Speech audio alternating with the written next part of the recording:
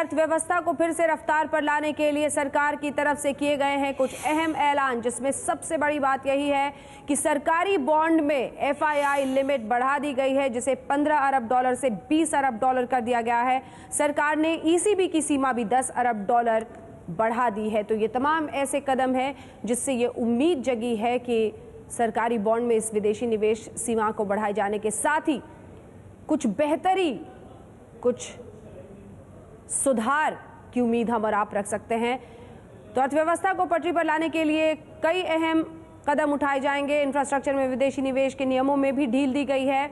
इस तरह के तमाम ऐसे कदमों का ऐलान एक के बाद एक किया जा रहा है। इकोनॉमी की रफ्तार बढ़ाने के लिए ही ये तमाम कदम उठाए जा रहे हैं। सीधे रुख करते हैं हमारे साथ हमारे सहयोगी किशोर अजवाणी इस पूरी खबर पर जुड़ रहे हैं। 3-4 ऐसे कदमों का ऐलान जो सरसरी निगाह से हम अपने दर्शकों को बता रहे हैं। किशोर, क्या उनका असर और इसके अलावा क्या कुछ होना चाहिए था और क्या कुछ और हो सकता है?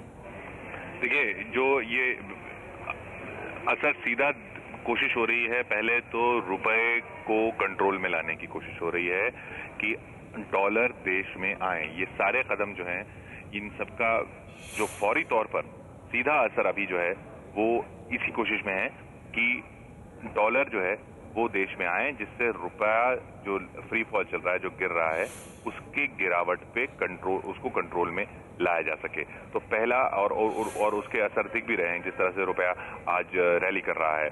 ओवरऑल ईसीबी लिमिट जो है मैन्युफैक्चरिंग के लिए, इंफ्रास्ट्रक्चर के लिए अब $10 बिलियन अप्रूवल रूट के तहत जो कर दी गई है, सिर्फ और सिर्फ सीधा उसका मकसद यही है कि ये डॉलर्स जो हैं देश में आए। तो ये तमाम जो कदम उठाए जा रहे हैं उनसे यही हासिल होगा कि ज़्यादा से ज़्यादा डॉलर आए। जो लगातार हम रुपए में कमज़ोरी देख रहे थे उसे किसी तरह से रोका जा सके। और आज जो शेयर बाजार भी इसी उम्मीद के साथ खुला, उसके बाद भी रुपया जिस तरह से रैली कर रहा है, उससे इसी तरह की उम्मीद जगती है। आपको बताएं, जो बड़े कदम उठाए गए हैं उसमें सरकारी बॉन्ड की जो एफआईआई लिमिट है उसे 15 अरब डॉलर से 20 अरब डॉलर कर दिया गया है। इसके साथ ही सरकार ने ईसीबी की सीमा भी $10 बिलियन कर दी है।